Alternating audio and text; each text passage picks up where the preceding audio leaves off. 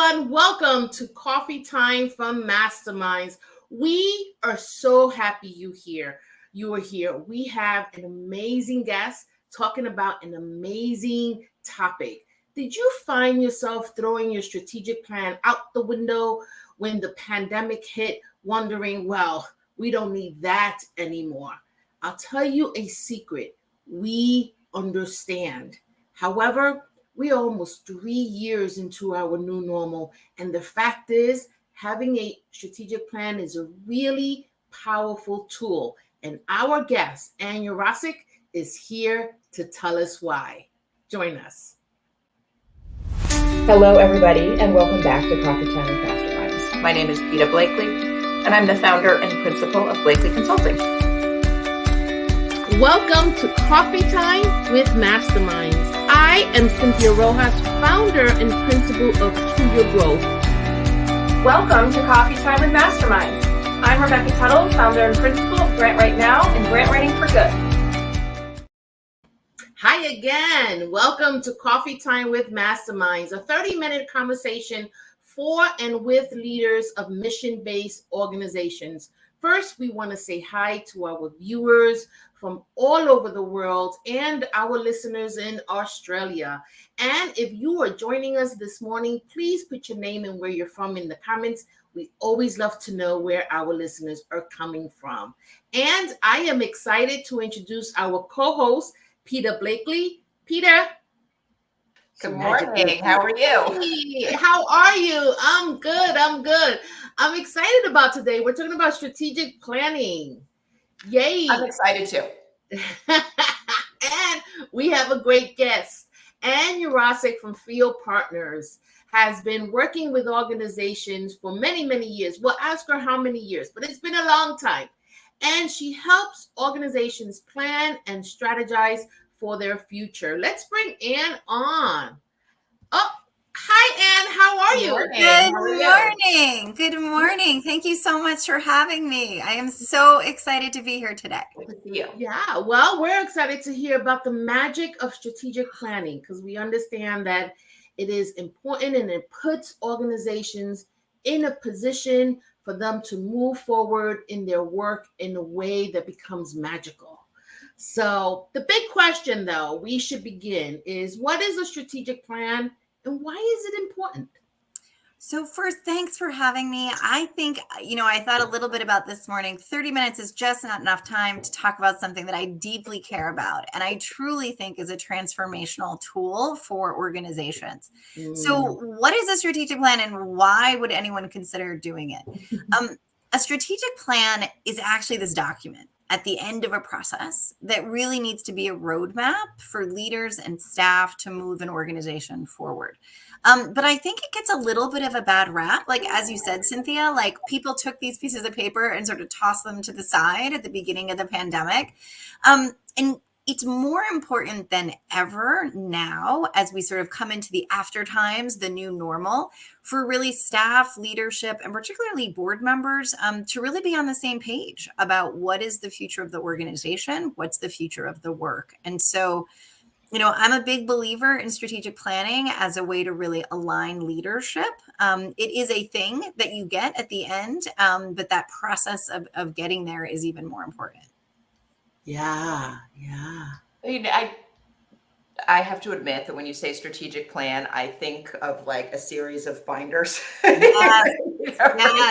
But not like a living document, right?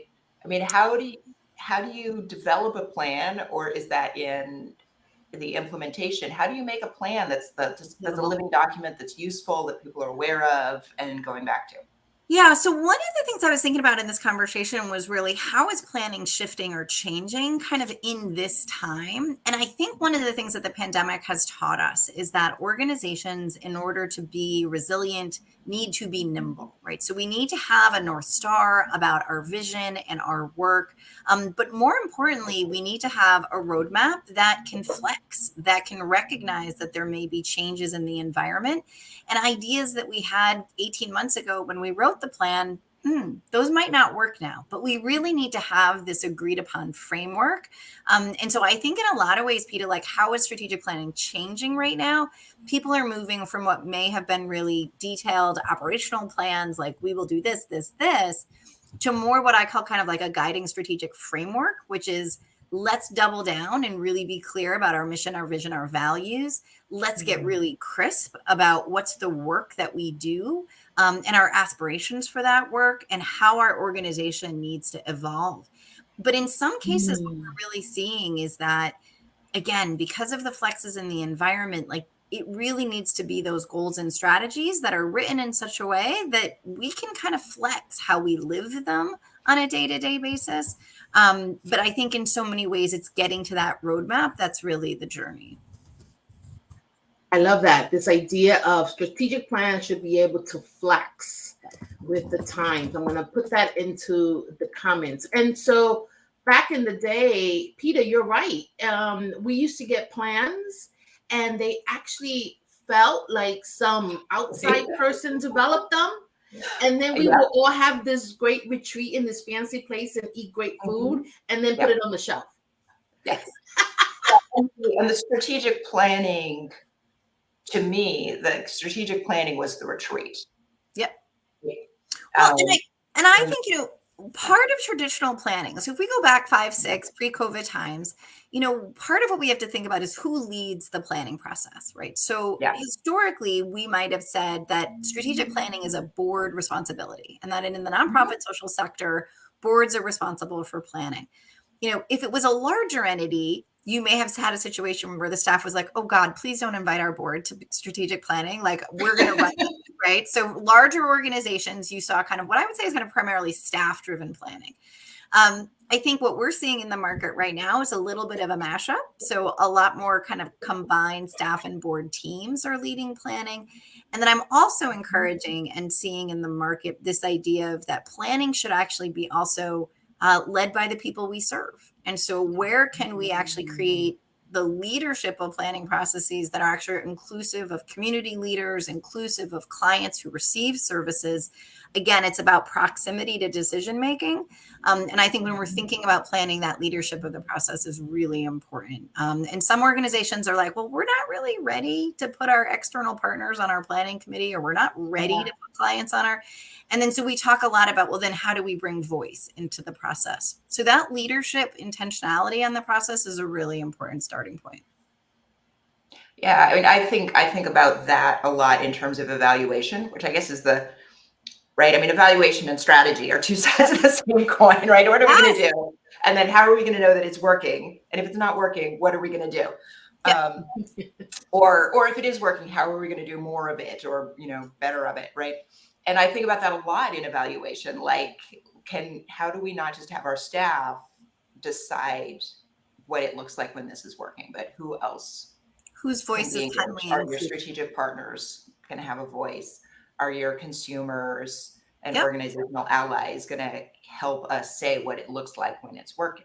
Yeah. And I think the biggest thing that we're seeing is that I think there is an increased interest in more inclusive strategic planning processes. So there are organizations, when they're thinking about planning, saying, you know, this is not just an internally driven exercise.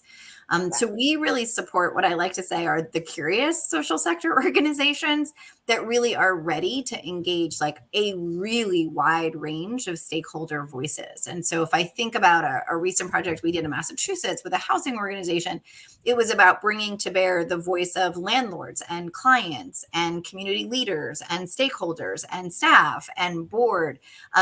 There was a much wider array of voice that we were able to kind of raise and infuse in the process, right? So it's how do we make sure that when we're thinking about informing the future of our work, it's not, I mean, honestly, I mean, it used to just be boards would get together on a Saturday with some donuts. They would use their own kind of experiences, and this isn't a bad thing, but they'd be like, from my experience in my for-profit world, like this is what works in the nonprofit sector, and this is what we should do. And as much as in some ways those models engaged board members, may have come up with kind of interesting ideas for staff to implement, it was just too much of an insular process, and too much power ultimately was being held at that board level. So Right. I think strategic planning is an amazing tool to sort of disrupt what I think are the pretty hierarchical structures in the sector. And you can do that in such a way that people are sort of ready for it, because what it's about learning, it's about curiosity, it's about not making decisions in a vacuum. And it can be incredibly powerful for an organization that has not operated like that in the past, to really begin to build those relationships with those stakeholder groups. And I guess part of the problem with, there are a couple of problems with just having the board go off and do it and bring back a plan. One is like the feasibility thing, right? I mean, you bring something back to the office and the people who are actually doing the work realize it's just not going to happen, or it is so far outside of their experience, they don't understand how to make it happen, right? Like Cynthia's always talking about how, the person who sits at the front desk is the most important person in your organization, and they will tell you whether or not this is possible, right? So if they weren't in the room when the plan was getting made, it's probably not possible, and people are just going to be like, what does that have to do with what we're doing here? And so what we really talk about is how are you including everyone? And I think that's another kind of huge shift because of COVID, which is that we've seen our practice went from almost 100% in person to 100% virtual on March 13th, 2020, as you both know. And that really forced us to pivot how we did strategic planning. And so we took processes that were intended to be in person, made them 100% virtual. But there was a huge unintended kind of consequence of that, and a huge benefit, which was the ability to convene 100 people, 300 staff in an interactive experience to learn, to talk with each other about what the planning process was raising up, to have conversations about mission, vision, and values across departments and silos and across locations. I think it's one of the most powerful trends, like as I look ahead to planning, around how do we make sure that staff that are on the front lines have as much opportunity to be included in these processes as the board member and as the senior staff member. I think when I think about the work we've done over the last couple of years, it's been because of COVID, because of the increased comfort in Zoom, and because of the increase in comfort of working virtually. I really believe that, the nonprofit sector has been able to do something that the for-profit sector has been able to do forever. So the for-profit sector is like, we have enough money, we fly everybody in, we have a monthly meeting with 1,000 people. That's how we get shared messaging. It's how we get shared learning and shared experience. And for the first time, the barriers to entry to be able to do that just went away. And so I am incredibly optimistic about organizations that have figured out how to use these tools in planning to really bring not just the senior staff along on the journey, but to bring the whole organization. So it's been really encouraging to see what we've been able to do over the last couple of years. And so when you say bringing community voice, tell us what that means, because I think we can have a lot of images in our head, and it sounds like a big task. Well, it is. But part of it is really sort of sitting with an organization and understanding at the beginning and doing some discovery and saying, how are you including community and client voice in your day-to-day operations? So this might be sitting with program staff, it may be sitting with program leadership and saying, where are you getting feedback from clients? PETA kind of in the space of evaluation, where are we hearing from clients about their experience with the services, how those services may be impacting them? And so part of the discovery about including voice and strategic planning is, how strong is that muscle already? Where are we doing that work already in our organizations? And then we can basically build from there. So if there's information, if there's client data, if there's the way to host a focus group, we can sort of start that discussion about the inclusion of client voice and planning, kind of where the organization is. And then really talk about, well, what does next level look like? Oftentimes we're seeing what's emerging out of this is, we haven't really done this in the way that we would like to. It's been pretty transactional. We've sent out surveys. And so organizations are coming out of planning with a stronger understanding of what's possible. How can we create a client advisory board? How can we create opportunities for clients to be compensated for their willingness to be an ambassador for our organization and in their communities? And so I think it's really interesting, Sin, that it's totally not a one size fits all model here. And it really kind of starts where the organization begins in terms of its client voice. But I would think that PETA as well has some perspectives on kind of client voice and evaluation as in some ways the starting point for that. How are we engaging and including clients in our work? Yeah. And it's a similar process, right? I think we started out from a point where evaluation meant getting some information, extracting some data from the community or the client, right?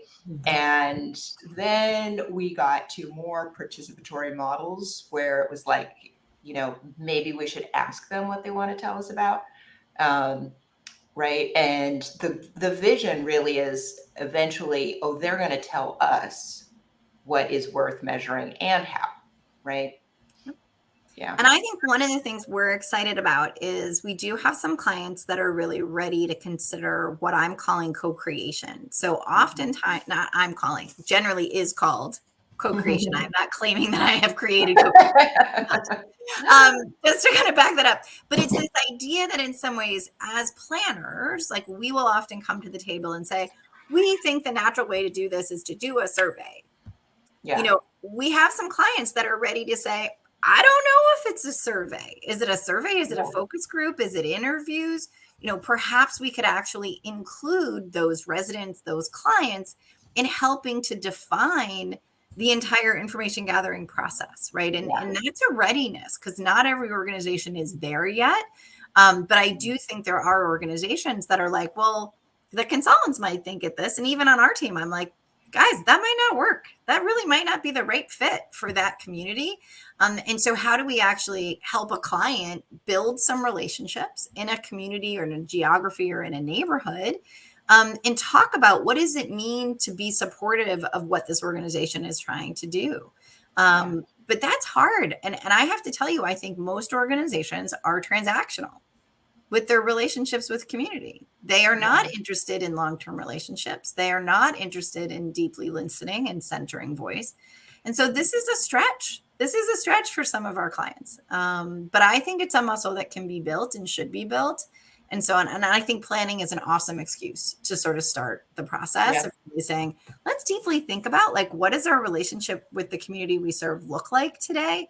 What would we want it to look like in the future? And how do we actually build that together? When I think about transformation, and I have no data to support this, but I find myself in libraries, a lot of libraries these days. And back in the day, you went to the library to take out a book or to read a book, to be there for a very specific reason. And now libraries are just like this amazing place to hang out in. Yeah. And in New Haven, Connecticut, they have this amazing library. It has a cafe inside of it. You could be there for hours. It has a balcony. You sit outside.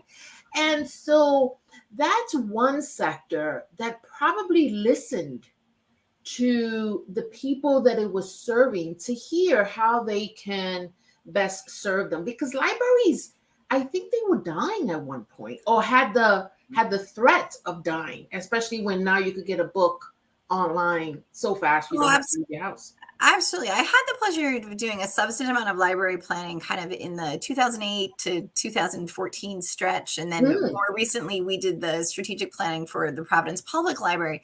And again, this is this kind of existential industry threat, which was do books matter, right? But I think what's also awesome about libraries is those are really curious people.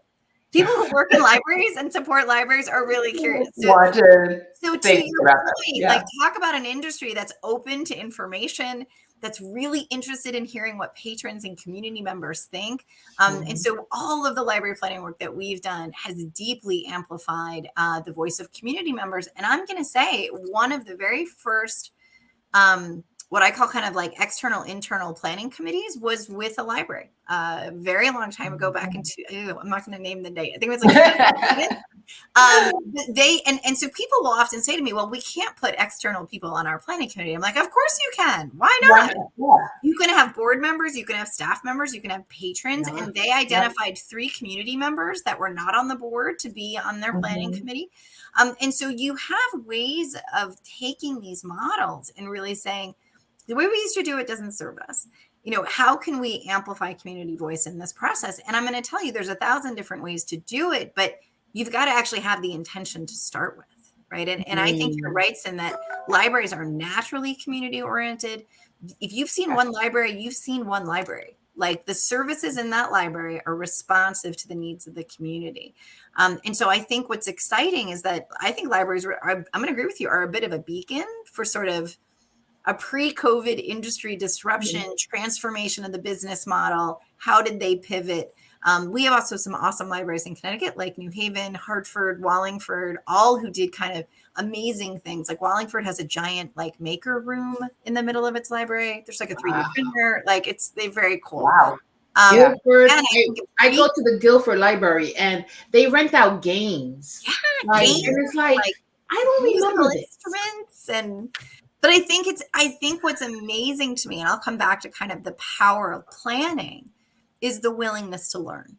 It is the willingness to be interested and curious and acknowledge there are things that you don't know that could inform your future. And if that's the voice of your clients, if that's how your industry is changing, we will sometimes get inquiry calls where people say, so we've booked a Saturday for our board retreat. We're ready to go. And it's in 3 weeks. And I'll say, but have you learned anything? What will you use to make? What are you going to talk about? What are you going to talk about? Yeah. And I think part of this is, how do we, when people talk about planning, be like, this can be a very transactional exercise. We can write things down on a piece of paper. We can put them on the shelf. We can say that we did it. But it misses the point.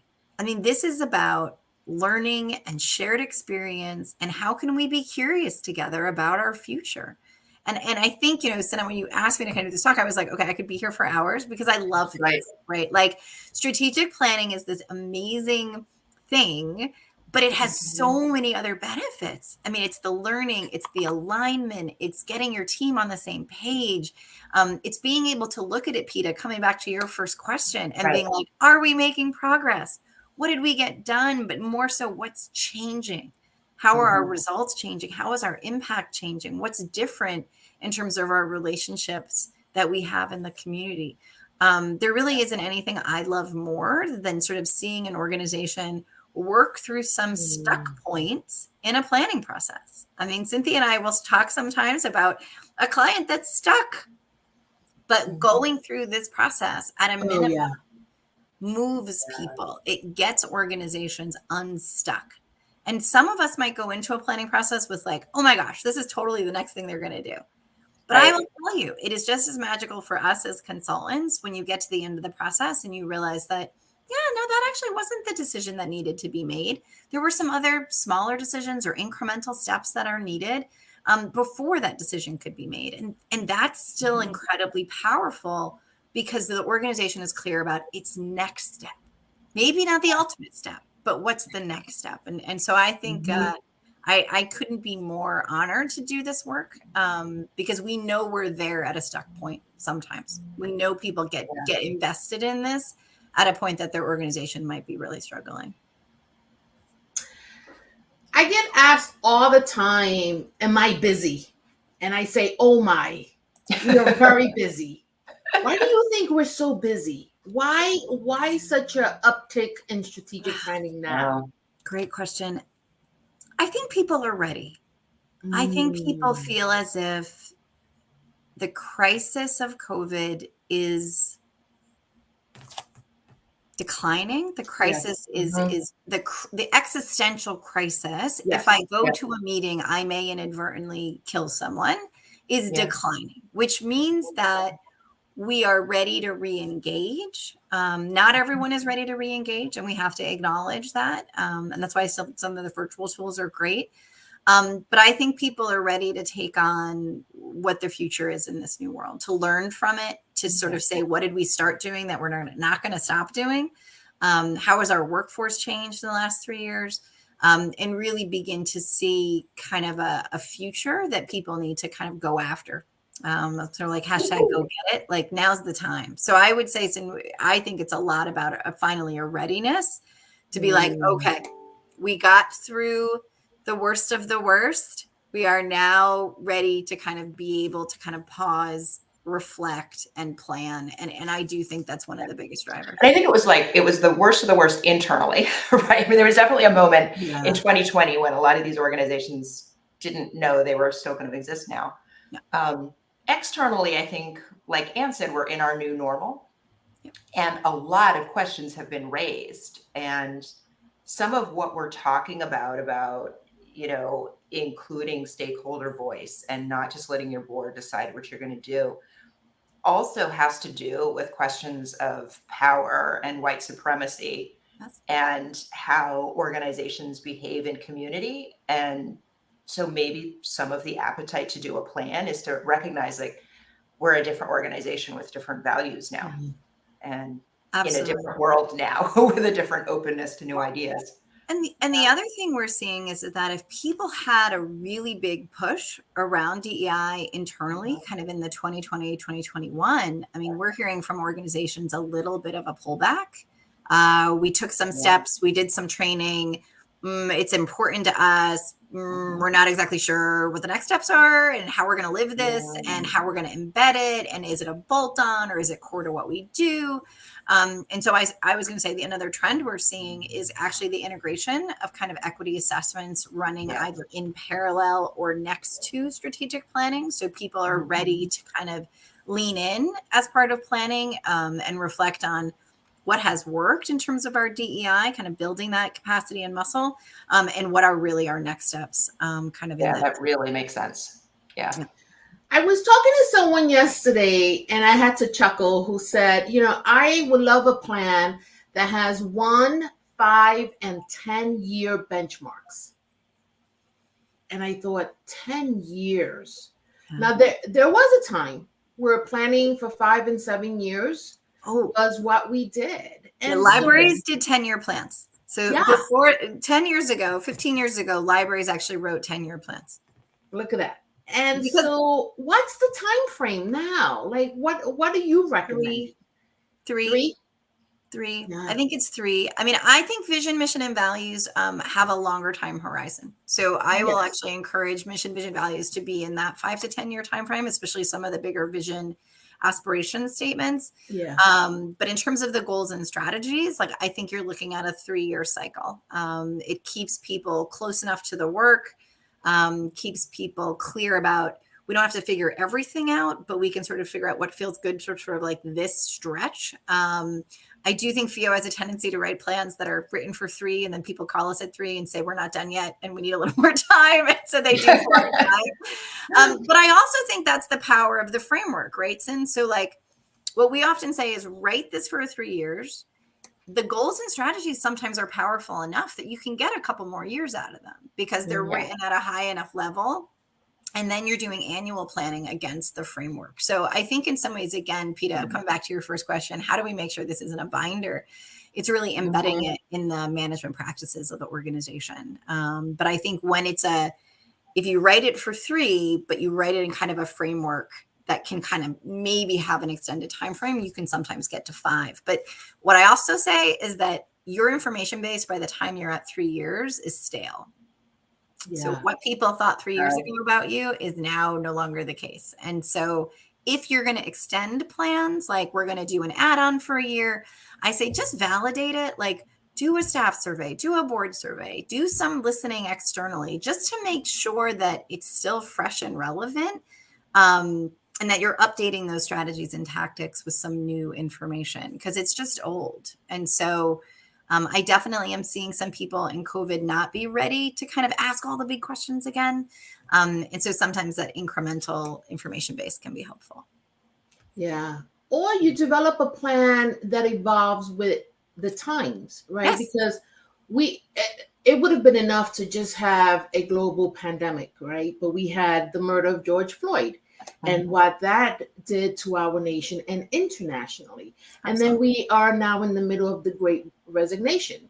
And then we're up for a new presidential election. And so it just doesn't end. Yeah. Oh, wait. Are we up for? No, we're not having a prayer. Peter, we have an election Not this year. Not this year. Okay. I re-registered to vote, so I have a lot of things. And Yeah. Kamala comes on my Instagram every day, so I'm like, she must be campaigning. Anyway, so it's just one thing after another. So if anything, your plan should be able to evolve or help you pivot, and that should be part of the plan, I would imagine. It is. And I think we often talk about, systems to monitor implementation, key measurable results that the organization should be kind of driving towards at the organization-wide level. But again, I really sort of say is this has to work for you and your management team. It's got to work for you and your board. You've got to develop the systems to kind of set the roadmap and then say, how often are we going to look at the map? Every 6 months or so, we should really pull this out, talk about how we're making progress, talk about things we've added, talk about what we're learning even as we implement. And again, a strategic plan is a moment in time, and it has to be able to flex and allow the organization to continue to learn and respond to the environment. That's awesome. Well, we are out of time, and you are so right, Ann. We could talk about this for another hour. But if someone were thinking about it, or if we have a listener that's a leader that thinks of plans as something you put on the bookshelf, what would be your words of advice? We often also have post-traumatic strategic planning disorder, where people have troubled strategic planning experience. So what I would ask people to do is put the strategic planning kind of methodology and stuff to the side just for a second and engage your senior staff, your board, your frontline staff in saying, what do we need to learn? What are we curious about? What do we not know today that should inform our future? And that conversation is the basis for the strategic planning work that should be undertaken. And so really just starting with learning and curiosity. What does our board want to know? What does our senior staff want to know if we needed to make decisions about our future? And that kind of generative discussion really should be the basis for launching into a planning effort. Yeah, thank you. Thank you so much. All right. And thank you to our viewers and listeners. And we will see you next week, same time. Take care. Thanks for having me. Have a great weekend, everybody. Bye.